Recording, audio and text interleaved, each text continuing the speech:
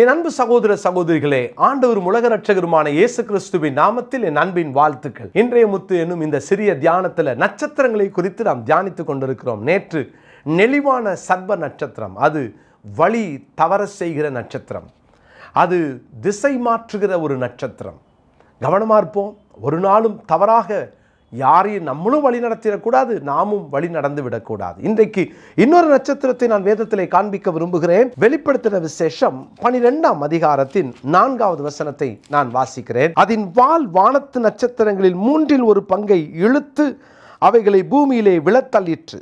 பிரசவ வேதனைப்படுகிற அந்த ஸ்திரீ பிள்ளை பெற்றவுடனே அவளுடைய பிள்ளையை பட்சித்து போடும்படிக்கு அந்த வலுசர்ப்பம் அவளுக்கு முன்பாக நின்றது. பழைய பாம்பாகிய வலுசர்ப்பம் வானத்தில் ஜொலித்துக் கொண்டிருந்த நட்சத்திரங்களில் 3 ஒரு பங்கை இழுத்து விழத்தள்ளிற்று, பூமியிலே விழத்தள்ளிற்று.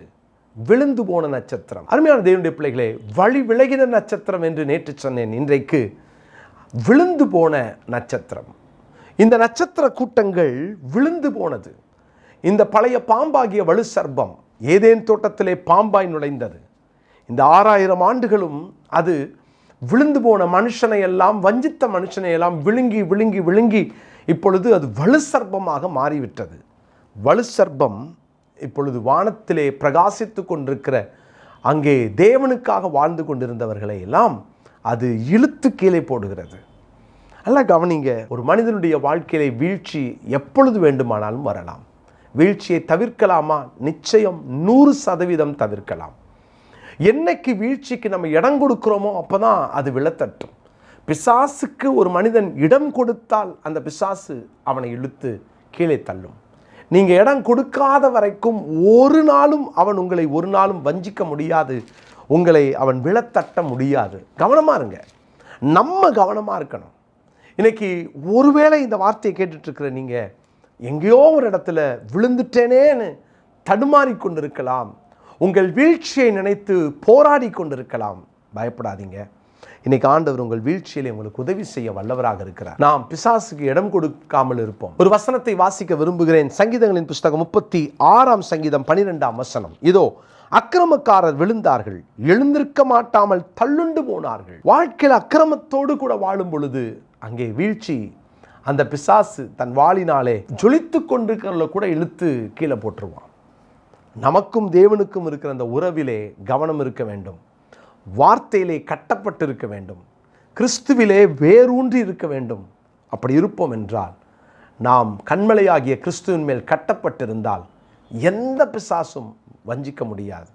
நிறைய பேர் வஞ்சிக்கப்படுவதற்கு காரணம் வசனத்திலே அவர்கள் வேரூன்றாதது தான், ஜெபத்திலே தரித்திராதது தான்.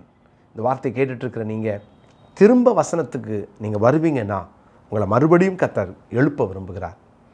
வேத வசனத்திலே ஒரு வசனத்தை நான் உங்களுக்காக வாசிக்க விரும்புகிறேன். யோபு 4ஆம் அதிகாரம் 4வது வசனத்தை நான் வாசிக்கிறேன். விழுகிறவனை உம்முடைய வார்த்தைகளால் நிற்க பண்ணி தள்ளாடுகிற முழங்கால்களை பலப்படுத்தினீர். இந்த வசனத்தை இன்னைக்குரிய மனப்பாட வசனமாய் குறித்துக் கொள்வோம். யோபு 4:4. விழுந்து போன அனுபவத்தோடு இந்த வார்த்தை கேட்டுட்டு இருந்தா வார்த்தைகளால் உங்களை நிற்க பண்ணுவார். வார்த்தைக்கு திரும்புங்க, திரும்ப ஜொலிப்பீங்க.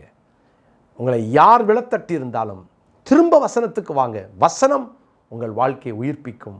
வார்த்தையினால் நீங்கள் பலப்பட நிற்க ஆண்டவர் அனுக்கிரகம் செய்வார். ஜெபிக்கலாமா? நல்ல தகப்பனே, விழுந்து விட்ட யாராயிருந்தாலும், இனி எழும்ப முடியாதென்று நம்பிக்கையற்ற யாராயிருந்தாலும் உடைய வார்த்தையால் தூக்கி நிறுத்த நீர் வல்லவர் என்பதை அறிந்துமே ஸ்தோத்திரிக்கிறோம். இந்த வார்த்தையும் உடைய பிள்ளைகளை திரும்ப நிற்க வைக்கட்டும். விழுந்தவன் எழும்புகிறதில்லையோ என்று வாசிக்கிறோமே, உடைய பிள்ளைகள் எழும்பட்டும், திரும்ப ஜொலிக்கட்டும், உடைய நாமத்தை மகிமைப்படுத்தட்டும். உடைய பிள்ளைகளை வழி நடத்தும். எல்லா கன மகிமை துதியும் ஒருவருக்கே கொடுக்கிறோம். இயேசுவின் மூலம் ஜெபிக்கிறோம் பிதாவே, ஆமென்.